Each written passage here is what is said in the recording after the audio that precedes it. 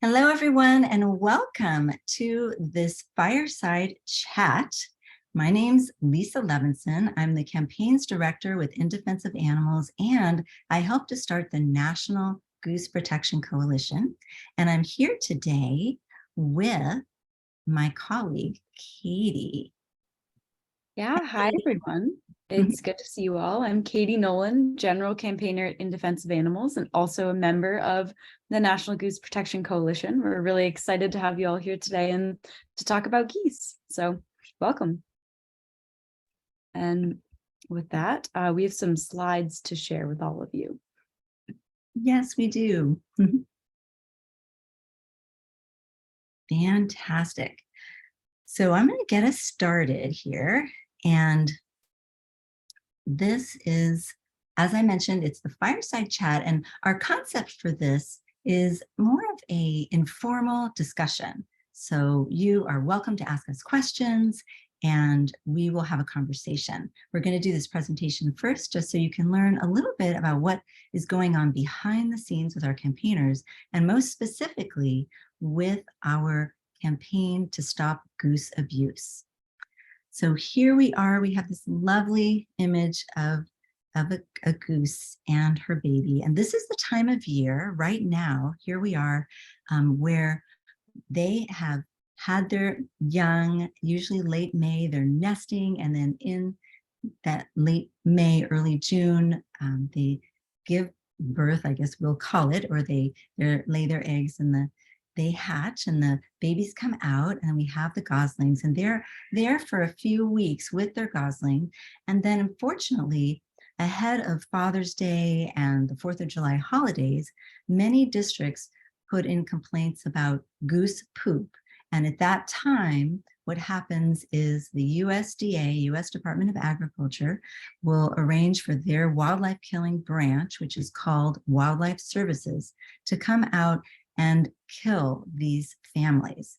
And the reason they do it at that time is because the birds are molting, and that means that their feathers, they lose their feathers, and as they regrow, Mother Nature has created it this way so that when this happens, they are near their babies. And then that is something that is related to the time of year. And because this happens every year at this time and has been going on for decades, In Defense of Animals in 2019 decided to start our National Goose Protection Coalition. And here you can see our, this is our logo, and it's a very important coalition because we have people from all over the country in all of the different regions that the USDA kills geese within their regional zones. And we have coalition member groups from each zone. And so what we do is we work together to stop goose abuse by actually trying to preemptively stop these, what they're called roundups of the geese, when the geese are killed with their families. And we have lots of strategies that we do. And some of the people who've joined us today are experts. Some of our coalition members are here today, and we're just thrilled to have them. And we have some of our groups are the Animal Protection League of New Jersey. We also have the Canada Geese Protection Colorado. We have the Alliance for Animals in Wisconsin. We've literally crossed the United States with our organizations that are here to stop this abuse. And part of what we're trying to do is uncover this behind the scenes money-making effort by the USDA. They get paid to go out and kill the geese. And so every year they actually visit different homeowners associations, and they'll tell them about the hazards of having geese in their area, different myths around goose poop and the dangers. And So what we're doing as a coalition is trying to fight those myths with our own truths. And we have established a system of what we call goose guides, who are available to help people who contact us about goose cruelty in their area. Many of you may have heard about what they call a roundup, where the geese are corralled and then put into, as this slide is showing right now, put into these makeshift enclosures, and then they're taken onto more solid enclosures into a truck, or sometimes they're put directly into a gas chamber on the back of the truck. So another way that they kill the geese is by breaking their necks. So it is really unpleasant, and no one likes to see this, which is why the agency goes in under the cover of dark. They usually do these roundups. What you're seeing is the end of the roundup, but the beginning is right around the dawn time. And then there's very few people in these parks. And by the time most people go out and about around 6:30, then in the morning, then they have picked up all the feathers, the geese are gone, and then people think that they flew away. So what we're trying to do is raise awareness and let community members know that the geese have not flown, south or north. They've been killed. And then what happens after that is, because often there has not been any change in the environment, because they still have plentiful food, shelter, they have a body of water right nearby, new geese will come back in and replace those geese. So at this point, I'll let Katie share a little bit more. One little piece about this baby goose that we just showed you, this was from a roundup that took place in New York many years ago. But this little baby goose, a gosling, is almost the poster child for our coalition, because it shows the emotion of what's happening. These families are separated, they are traumatized, babies are away from their parents, they're smushed into these containers and then brutally killed. And the geese that remain, if there are any, are often just in terror and fear for their lives. And so it's a difficult on them, in addition to being cruel. So many communities will call this humane killing or euthanasia, and it is anything but that. So thank you for hearing us out. We didn't want to show any more graphic images aside from what we've already shown you today. Yeah, and thank you, Lisa, for going over that. It can be really tough to hear and talk about how these geese are treated, but luckily there are other solutions to goose roundups. There are many non-lethal alternatives that do not involve killing geese. So many cities and communities who decide to move forward with goose roundups, a lot of the times they're either not aware of these other strategies, or they don't realize that implementing these non-lethal solutions are actually more effective long-term, both in preventing geese from returning to the area and more cost-effective. So as with many human conflicts with animals, one of the most important strategies is prevention. So one of the main ways to deter geese from an area is through landscape modification. So you can see these two images here are of some landscape modification. Riparian buffers are vegetated areas along a stream or another body of water. So essentially, what they are, they're inexpensive, long-lasting, and effective in preventing geese from inhabiting land along the edge of water bodies and public parks, or other areas where communities may not want geese to be. So geese will avoid these areas primarily because they're unable to see potential predators above tall plants. So they seek out places that are like fields or low-cut grass, essentially the parks and spaces that we create. It's almost like we are creating these spaces and inviting geese to them. So by implementing riparian buffers and other landscape modification that incorporates tall plants, you can deter geese from coming into an area. So here is an example of before and after adding riparian buffer to a space. You can see that the ground is very flat, could be very inviting to geese. And then in the second picture, you can see how all the growth has come up. So restoring riparian buffers and planting native species has additional benefits as well, including mitigating erosion and runoff, providing habitat for other species of animals, and increasing biodiversity of an area in general. So we highly recommend riparian buffers as one of the solutions. There are several other methods to mitigate geese problems as well, or I guess problems as they're perceived by humans who don't want geese in their spaces. So there's something called flight turf. It's a live turf grass that requires little maintenance. There's no mowing involved. It was originally developed for airports to discourage wild areas from coming onto the area. So that's something that can be put in. Sometimes wires or ropes along the edge of water can prevent geese from coming up onto land as well.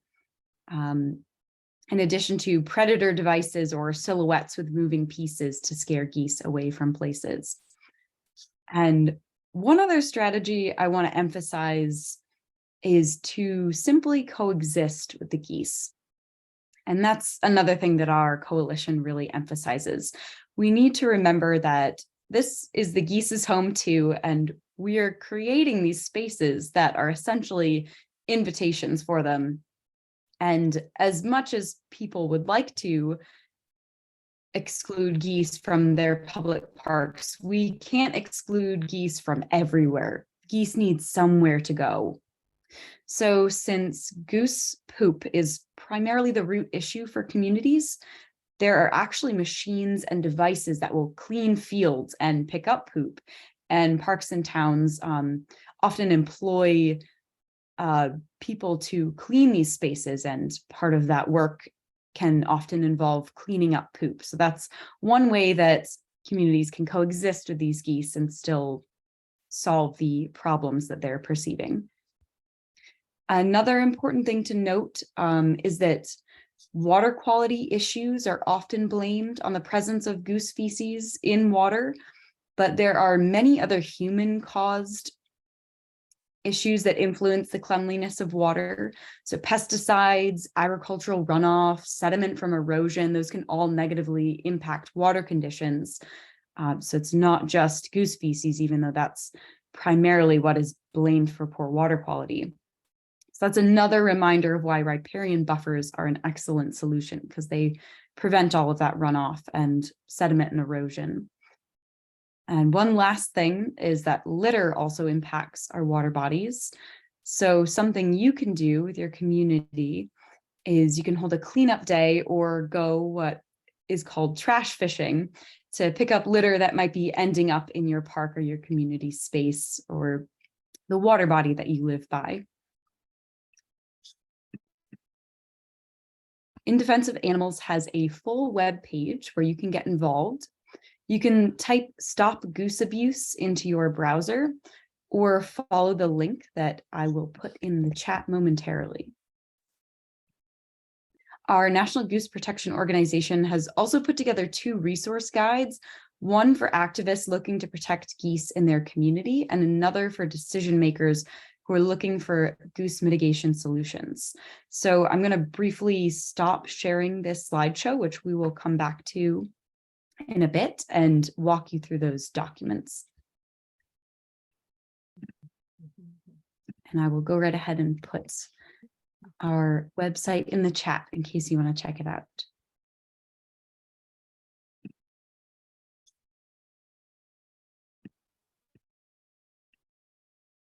So this is our first document, Resources to Help Geese in Your Community. So we created this document to be just a a way to easily access all of our compiled resources for you as an advocate, and how you can talk about geese and the positive solutions with your elected officials or committee members, your legislature, whoever it is that's in charge, your decision maker. So we kind of go through who the National Goose Protection Coalition is, what we do. We have information for how to contact us. You can reach out to us at geese@idausa.org. And of course, you can always email Lisa or I as well. We have a way to locate your region for the fish and wildlife officials that oversee those regions. And In Defense of Animals also offers alerts. So our alerts are a really great way of raising awareness for your goose issue and for alerting your officials or decision makers as to the concerns about rounding up geese. So we have just some instructions on how to do that. And again, if you'd like to write an alert, please reach out to us. We're more than happy to help with that. So then we also included the helpful resources for decision makers in this document so that you can review them and go over before sharing with your decision makers these helpful tips that we have. So again, you can see some of the things that Lisa and I have already covered: a pamphlet on riparian buffers, the website for flight turf. The tow and collect machine is the really cool machine that picks up poop from fields and helps keep those places clean. We also have some videos we've created about geese and geese roundups. So those you can access from this document as well. And then very briefly, I will just show you the decision maker document. It looks very similar. It's just formatted, organized a little differently. So this is our resource for decision makers. So if you were to, want to stop a goose roundup in your area, you could use our resources for community members and use that to educate yourself. And then you could send this document to those decision makers. So essentially it does the same thing. It kind of goes over the background of our organization and network. We have some videos on what a goose roundup actually entails. And then we kind of address the importance of changing human behavior and how these spaces that we create invite geese, and the way that we design landscapes and environments are the true root of the problem. And so we kind of have an overview of how to get involved. And we again include all of these helpful alternatives to goose roundups that are actually more cost effective and effective at keeping geese out of those spaces. I don't know if you have anything to add, Lisa, about other non-lethal mitigation strategies.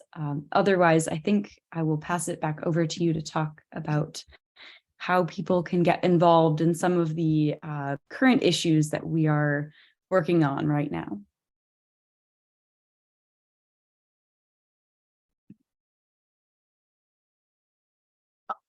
I just want to add one thing.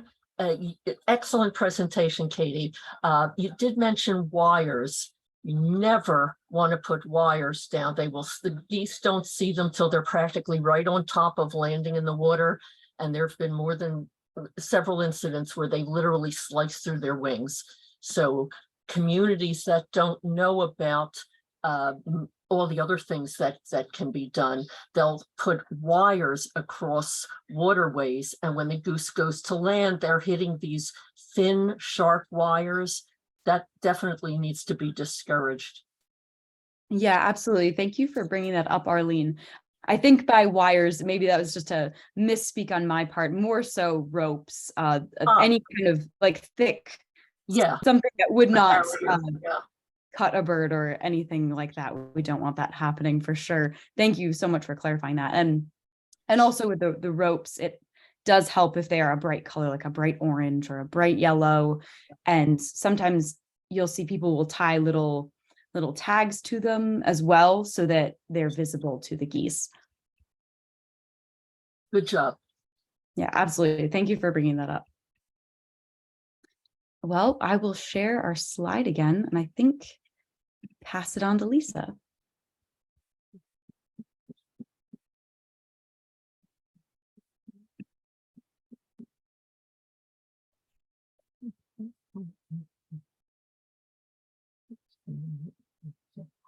Well, thank you so much, Katie, for getting into the details about what people can do to help geese in their community. And here's an example. In this image, you can see what people have done. In addition to some of the resources that we share that people can use to address decision makers, we also have other strategies, which would be doing protests. And here's an example of protests from all across the country that people have done in their local areas to stop the killing. And some of these are in different areas, but the one closest to our logo there that says In Defense of Animals, you'll see a person with actually a headdress of a goose. And this person is Dr. Patch Adams. And some of you may recognize that name. He was featured in a movie that Robin Williams starred in. But he is a doctor who helps children, and he also helps geese. Believe it or not, geese are his passion, and he and his partner have done a lot in Urbana, Illinois to save the geese there. And also here we have pictured people from other areas, Pennsylvania and other regions, with their creative and clever signs to stop the killing of these geese. So protests are one way, and we can also help people if they wanted to do a protest. We could co-host it and send them prepared signs that say coexist and other things just to get them started. We can also help by producing a media advisory to let the press know that this protest is taking place. Afterwards, we may take a video and then submit a media release after about what happened, just to highlight what's going on in the area. This also tends to make decision makers realize that, oh, these people, they have support behind them. It's not just these few people standing in the street, but there's an organization of people behind them that are making efforts to reach out to the media to stop this kind of cruelty. So that is one way that we'd like to help you. And protest is, again, a strategy that works if you have people on the ground who are comfortable doing that, and you've got a lot of creative sign makers. So let's see. Wonder what the next slide might be. Yes, so we've come to the end of our little presentation here. We want to thank you for listening to it, and also you can learn more about all of our campaigns and support them using the link there, idausa.org/donate. And then from here, we're just thrilled to have all of you with us right now. We've got such great people who've joined us. Some are members of our coalition who are absolute experts, and then there are other people who are probably new to this, and we'd like to invite everyone into a discussion.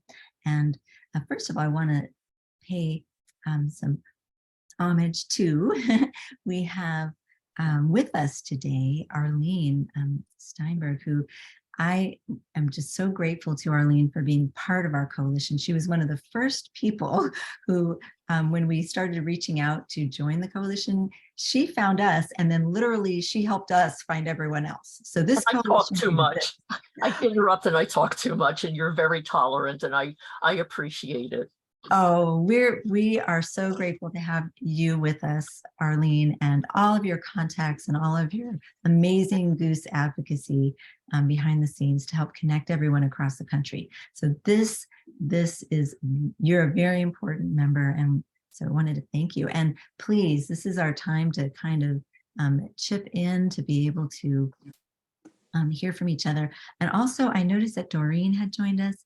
if you're still with us here, Doreen, that would be so nice to hear a little bit from you. If you'd like to unmute yourself, you're welcome to say hello. Doreen is. Hi, I'm here. Oh, thank you so much. Let me go ahead and make sure that everyone can see you. I was able to change the Janine, and then I tried to do my photo, but a still photo came up instead. So it's me though. Oh, With okay, my cat. no worries. We're happy to have you here. So that is fantastic. And actually, you have some kind of breaking news about some really some positive news. Would you want to share that with our group today? Sure. So I've been working in New Jersey with a lot of different entities, and so it turned out that 17 different places, towns, entities, they have canceled the goose roundups.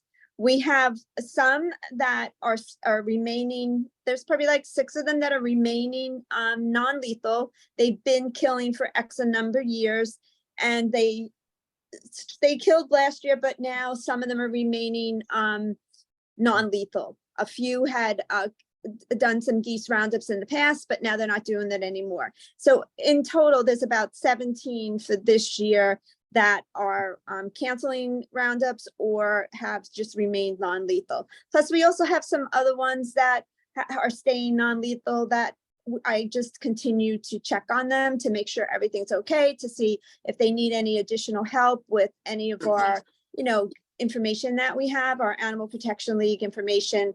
Kind of the same as in Defensive Animal has with the flight turf, and we have lasers, and we have our ecological landscape designer who does the riparian buffers and habitat modification.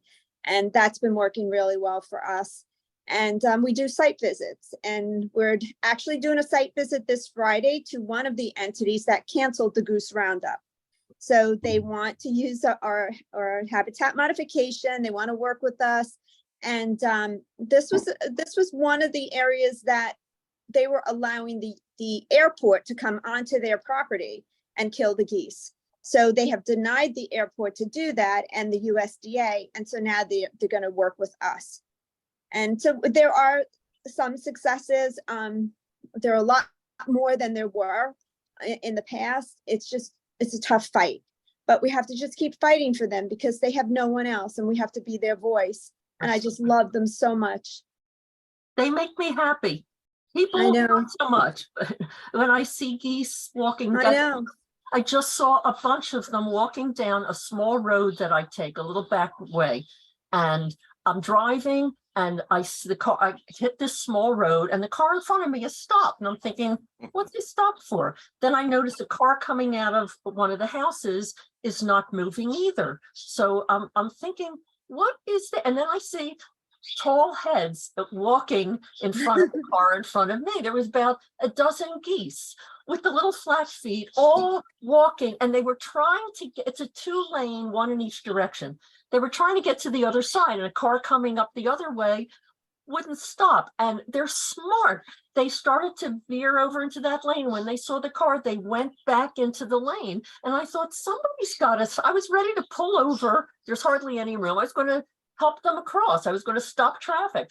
Finally, one of the drivers on the other side stopped, and they all walked over and then ran up this little incline into this big field. Not one person tried to run them over. Nobody tried to do anything funny, which you don't see in every place. There's always a news story about people running them over.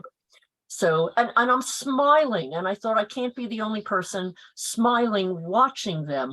They just give me joy. They're harmless. I don't understand how people hate them so much. Lisa, may I chip in? Yes. Thank you. My name is Wayne Johnson. I'm in Santa Monica, California. And I'm a veteran of the geese wars of over 30 years. In King County, Washington, which is Seattle, and in New York State. Now, last year, 28,098 geese lost their lives because of this totally out of control agency which operated and killed the geese in 49 states. And I applaud the work of making people aware, but USDA Wildlife Services, $100 million organization, our federal government goes into these communities and gives propaganda That's right. and persuasion. And I'll tell you what happened in Seattle. I want to applaud Lisa for mentioning the protest, because my feeling is in Seattle, the tremendous number of parks that were used was only stopped by militant, nonviolent civil disobedience. Now, I marched with Dr. King.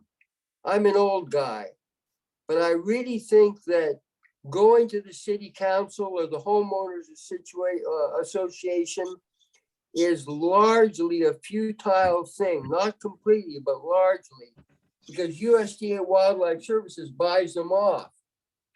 And if we would not have sat in the cages, they put the cage out there and we sat inside the cages and really made a nuisance of ourselves in a nonviolent way, I don't think the geese kill would have been called off in King County, Washington.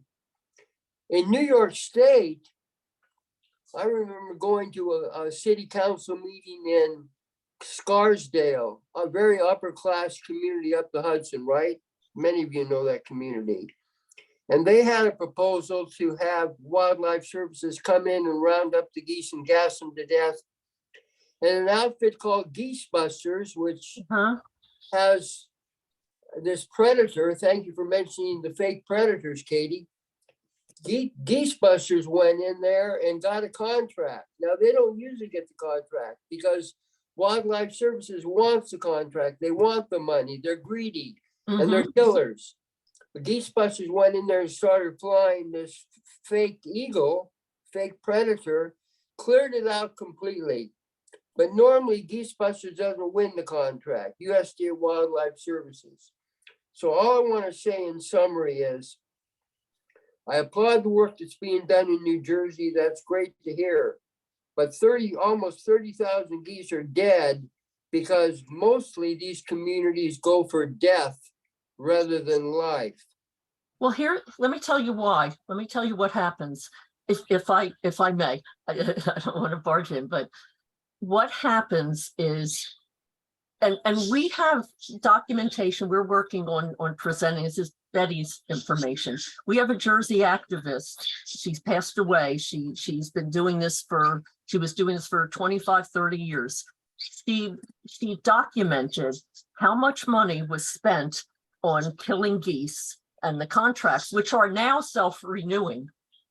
So they can be called off immediately, but they are self-renewing. So if a community signs a contract, they don't even have to renegotiate it. USDA will just keep coming in every year. But the bottom line is, years ago, when people stopped hunting so much and they were restoring these geese and then just parked them in parks and forgot about them, they stopped migrating.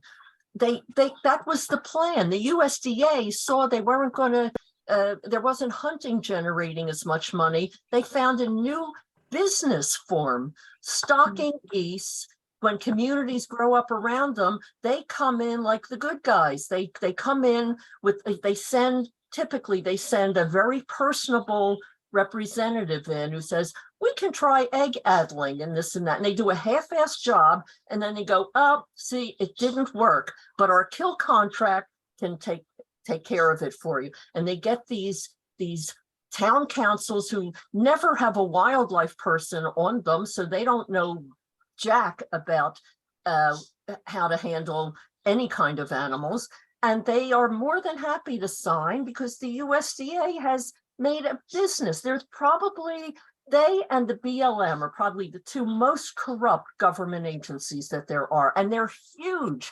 There were a couple of senators back in 2012, I think, who were trying to get investigations into them, and they couldn't get any traction. That's how big they are. But well, Arlene, you're 100% right. Lisa, thank you for the few minutes. They make not millions, billions every year killing geese. And the key that we need to do is we find out about these killings a week before they happen or after the fact. We need to try to get ahead of this, and that's we're trying to work on this so that we can get to these communities first and let them know there's a humane way of dealing with this problem that will be far better for the long term. And because the bottom line is, a lot of times when people work with the USDA, it's taxpayer money. They get paid whether they round up 500 geese or one goose. They get the same amount of money no matter what. They do it early in the morning, not because people don't want to see this. They don't want anybody interfering like you guys did in Seattle. They don't want anybody coming out and protesting. They don't want anyone to know what they're doing. That picture of that little gosling, I remember that. That was Jim Files' material, I believe. Or one of them. It was David Kropkin. Well, yeah, but I think we sent him file on that. It was a guy. I remember that the father goose was flying alongside the truck. That's how family bonded these guys. They were carting his family off like the Nazis were. And he was flying alongside the truck with his goose family.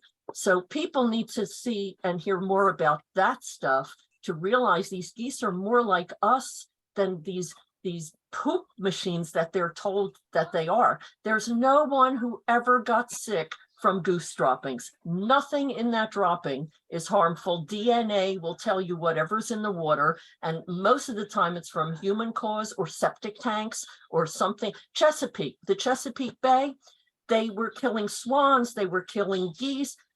They have never once met the minimum clean water standards because it's not birds, it's runoff from pig and chicken farms and industry.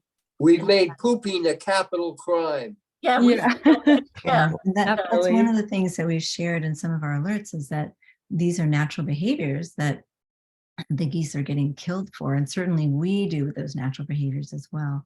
I noticed that Bob, you had your hand up. I was wondering if you wanted to say something. Thanks, Lisa. And I was just sort of Bob is our development director, so I wanted to introduce him to everyone. Oh, thank you. And sorry, I was a little bit late to the party. I had a Zoom meltdown, and weird because it was like working 5 minutes before, but then I got it fixed. Here I am. Thank you all. And Arlene, sort of, you guys sort of touched on one of the point that I was, I guess, kind of nibbling around the edges at. We had a really weird reaction to our last goose alert that we hadn't really seen before, where people were responding with pictures of dead geese, and there was really this backlash that we saw, and part of it was wrapped up in like somebody called them like literally he called them flying rats, and it was just really derogatory. And so I mean, and I'm with you guys, right? They're amazing and you know, largely underappreciated. So how can we tell more stories that will endear them to people and not, you know, get them regarded as these trash birds? And sort of tangential to that, and maybe it's just sort of a human nature, because I live around the Lake Merritt area of Oakland, and it's a wildlife preserve, and the geese are very abundant. It's really cool to see them in large numbers. But I've noticed when any animal shows up in large numbers, they're regarded as a pest. And it could be geese all the way up to bald eagles. I was in the service with a guy who was from an Alaskan town where bald eagles were very predominant and numerous. And he was like, they're trash birds. We hate them. They're everywhere. And I just couldn't believe that. And, you know, and then you see it just trickle on down to geese. So like, how do we endear geese to people? This is a big problem. Bob. There's nature deficit disorder. We thought this would go away a little bit with COVID because people were being encouraged to go out in parks and commune with nature to de-stress. And what we hoped would happen never happened. There is a disconnect between modern civilization, if you want to call it, it's a thin veneer of civilization, and nature. it's like in the lake communities. Years ago, people that lived on lake communities appreciated the waterfowl, the little animals, everything that was there. Now they resent them. They run them over with jet skis. I just sent a horrible picture out that Carolina Waterfowl Rescue. These teenagers were out on Lake George, which is in the Charlotte area. They literally were harassing a goose. They ran over him. They literally, his face was split in half and his brains were coming out. The family that found the goose on the shore, they didn't want to do too much because they'd been drinking all day and they didn't want to get arrested. So they were begging people to get this goose to them so it can be euthanized. Nobody got the kids' names. That's another thing we need to address, this jet ski thing. And here's the problem with that. You've got people that have this sense of entitlement. Now you've got all these younger people moving into lake communities that have no idea how to live with wildlife. They just want it all gone so they can do whatever the hell they want. And nobody is being held accountable for the things they do. They need cameras. They need some kind of person. They need people taking pictures of anybody doing wrong things, and they need to be arrested for this stuff. These kids are just going to keep doing this stuff, and they're not being taught. And the other thing is they feel entitled to do that. Why? Because there's goose roundups in their community. So they think, well, why shouldn't I run them down? The government's just coming out and killing them anyway. So there's a lot of layers here. We need people to really activate and just maybe have little sessions in parks, teaching people how good they are. I'm older than I look. I'm old enough to remember when you hardly ever saw these birds. They didn't start getting in larger numbers till maybe the 60s. You never saw them, you know, and they're gorgeous. They're amazing. People are afraid of them. They don't have teeth. The worst thing they can do is wing slap you if you're stupid enough to go over to their nests. You know, So, thank you, Arlene. I know I'm sorry, I go on. Oh, no, I know you're so passionate. That's why we love you. No, I can be yes too. I just wanted to, I know we have some other people who may have questions, and we also have some people who. I was wondering if I could say a few things. Yes, please, go ahead. Yes, hi. I'm Robert Guadagner. I'm the owner and the inventor of Geese Busters. Oh, you are? Well, thank you. Sorry, it says Wayne. I want to say hello to everybody. I appreciate everything what everybody does here to prevent this satanic killings that happen every year. And I want to thank Wayne to invite me today. You know, I've had the answer for this a long time, a very humane method that I invented. What I do is I actually go out and I whistle train wild birds. So if they're a nuisance, a person, all they have to do is blow a whistle and the problem goes away. I've been around for probably 18, 20 years, and I'm very good at what I do now. I can actually control geese during the molt, where I can control them, where they're not going to wander and be a nuisance, and other situations where people complain. And the killing of these things are absolutely unnecessary. The USDA is nothing but a pack of liars. They've been holding me down for a long time. When I first invented this method, I figured I'd do something, you know, for my country. I knew I had invented something that's very effective. You know, I'll show you a couple of videos on my phone. I think I may be able to even actually show you some of the things that I can do. Wayne, it might be nice if you would like to, I'm sorry, not Wayne, it's Robert. If you could send me the videos, we can share the links to everyone who joined today. That's right. The best way. This is a video on Rumble. I don't know if you'd be able to see that a little bit. All right. No, we can't see it too well. Not at all. Not at all. Okay. What you do is very simple. You go on to Rumble and put in geesebusters.com. Simple. To geesebusters.com on Rumble, and you'll see all the videos pop up. You'll see all the birds that are whistle trained. You'll see how quick they go and how humane this method is. I don't touch birds. And you know, the reason why you have a problem with geese, and there's so many of them. It's because the government's creating this problem That's themselves. right. That's right.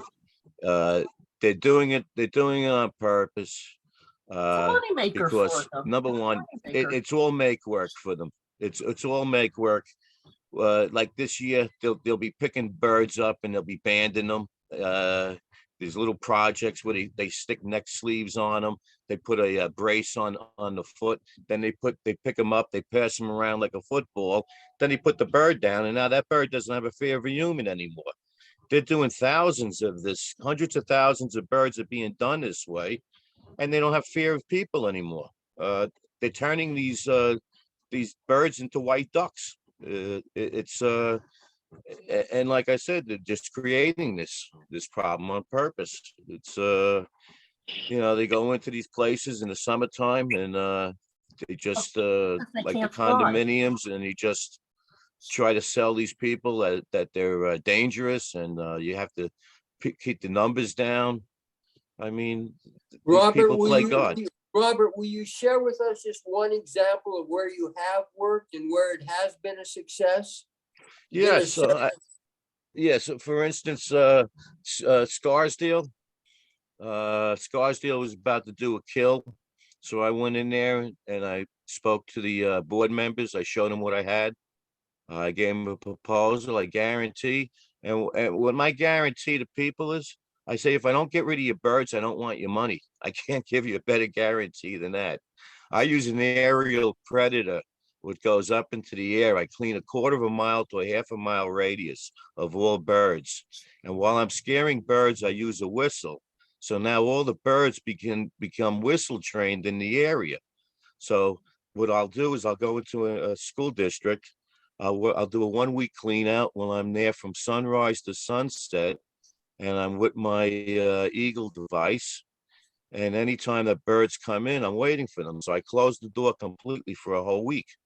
And any bird that comes in, they immediately leave the area, and everything's whistle trained after a few days. So And after when the clean people out, say to I you, leave. Robert, when people say to you, the birds will be back, so it's not effective, we have to kill them, what do you say?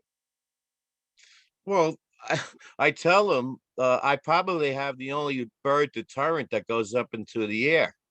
And most bird deterrents are on the ground, like a dog, the plastic owl. I mean, your landscape modification, all this stuff is all nonsense to me. I mean, the only thing that's going to scare them is the top of the food chain, which is an eagle. So if they believe an eagle is living in this area, birds are territorial. It's just common sense that they leave. And when I go into an area before nesting, I don't get nesting because the mother isn't going to nest with it as a predator. So once I usually start an aggressive program in the middle of February, as soon as the migratory geese are out of there. And once I start seeing pairs show up, I scare them out with the eagle. And eventually, if you have 1 or 2 that do nest, I usually get to the nest and take the 1 or 2 eggs before there's any incubation. And when they do come back, I hit them with eagle. So I never touch any eggs that's developing. But after a year or 2, I don't get nesting anymore. It's not like egg oiling where you're stressing the bird out every year with an umbrella, and the bird comes back and the bird sits on eggs for over a month and a half. This bird I do is leave an area where you don't want nesting, and the bird goes someplace else to nest. It has a right to nest, but not where places like doorways or in front of buildings or schoolyards. There's ways I can move them and move them humanely. And I whistle train the birds, which makes it better for the customer. They don't get the droppings, and the geese are out of sight, out of mind. So if you take a look at my videos, seeing is believing. Yes, we will do that, and we'll share the videos when we send The them. USDA knows about me. I've Mhm. actually told you, I sent videos. The USDA up in Orange County, New York, invited me to go up there. They took me to a lot of different locations. I went and cleaned out every bird. I don't do just geese. I do every bird. Any bird I go after, I target. And if I get rid of geese, Then ducks come back. I get waterfowl coming back, like white cranes, herons. They fill in after the geese are gone. So it's just a natural thing that you see happen with this. It's just I put a fake predator into an area where people don't want them, and I've been very successful. I've done places like I've done everything from the President Trump's golf course in Westchester to the Oakland A's out in California, the baseball team, to Procter and Gamble with vultures out in Missouri. So I'm the real deal. I'm better than the government. I'm a better expert than them, and they know it. And they completely, when I actually sold them the setup, I sold them one, and I trained them how to do it. That was about maybe 20 years ago, 15, 18 years ago. God, it was been so long ago. And when I did a follow-up with them, they never returned calls anymore, and they just dropped me like a lead weight. And when I showed up at the Bird Strike Convention down in Orlando in 2008, they ignored me. They ran away from my table, but everybody loved what I had. They're looking at the videos, but there was over 300 wildlife officers and fish and wildlife experts at this convention, and not one person, not one even sent me an email or a phone call. I never even got a phone call or an email from any wildlife biologist from any college. That Rob, shows you how hey, effective Rob, this is, because Rob, it insults a lot of the businesses. Rob, Yes. I'm thrilled that you came today. Let's turn it back to Lisa, okay? And I think she wants to get some other people involved. Yeah, thank you so much. Wayne. Sure, Thank but I you just so want much you to for let joining. you know that I have the Yes. most humane method out there, and I'm still being blackballed by the USDA and Fish and Wildlife Services. Well, I can go into any place, remove geese, any birds humanely, and I whistle train them. I mean, does the government do that? I don't think so. Well, thank you for sharing your method with us. This is very, very helpful, because we are sharing resources to decision makers, and also many of us attend council meetings and do our best to recommend resources. So thank you so much. I know we are coming towards the end of our time together, and we do want to address some of the questions that we have. And one of them was about what cities are still having roundups, any in Ohio or Pennsylvania? Yes, the answer is yes. There are roundups going on in most of the states, sadly, and there are ways to find out what's going on in your state.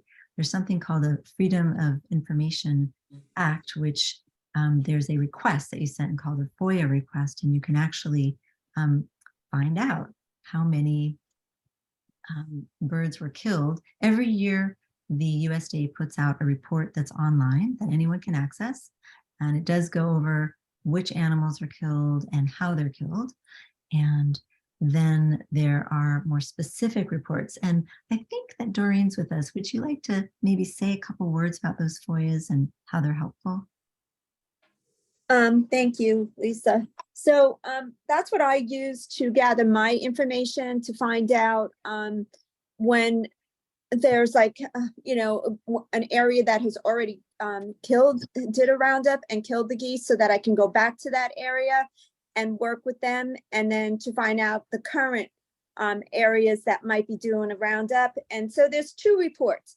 There's the final report that's put out at the end of the year, usually at the end of December, and that will state all of what's going on with the different entities. If they call it capture, which we know it's guessing, rounding them up, and then they'll say what kind of other methods that they used, harassment, addling, and then there's the depredation permits. And those are the permits that they all have to apply for. That doesn't necessarily mean that they'll go ahead and do a roundup, but on those permits will state what they want to do. They'll have harassment, addling. Some of them just say that, others will have euthanasia. So those are the reports that I request, and that's what's been helping me in New Jersey to get a little head of the roundups. Awesome. Thank you for sharing, Doreen. I know we're running short on time. There's one other question I wanted to address as well in the chat. Nancy asked, doesn't the Migratory Bird Protection Act protect these birds anyway? So there's something called the Migratory Bird Treaty Act. It was created to protect birds. It prohibits the take or killing, capturing, selling, trading, transport of protected migratory bird species without prior authorization. So geese are protected under the Migratory Bird Treaty Act. How these roundups happen is that the USDA Wildlife Services will issue permits for goose roundups, so they can essentially grant permission to round up these geese or grant permission for personal depredation permits is what they're called, so that people can go and shoot geese, unfortunately. Arlene responded to that comment with a very valid point that while geese are protected under the Migratory Bird Treaty Act, often it's not necessarily enforced. We see a lot of sad incidents of geese being harassed and killed, and oftentimes it goes unnoticed or not taken very seriously, but it is illegal to kill a goose without a permit. So I just wanted to add that. Just a little history on that. The original Migratory Bird Treaty Act, called MBTA, I believe was from 1918, and covered the problem that birds were going extinct because back at that time, women's hats, big fancy hats, had feathers, egret feathers, goose feather, duck feather. Birds were getting decimated. I believe the treaty is between United States, Canada, Mexico, and Japan, and maybe Russia.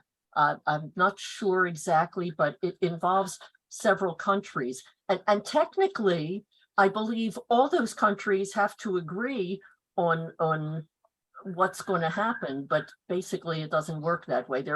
It's been amended more modern times, but basically that's why it exists, to make sure, yeah, it sounds like it's protective of the birds, it's to make sure there's always a supply to hunt. It's never really for the protection of the birds, it's for the protection of people who use the birds.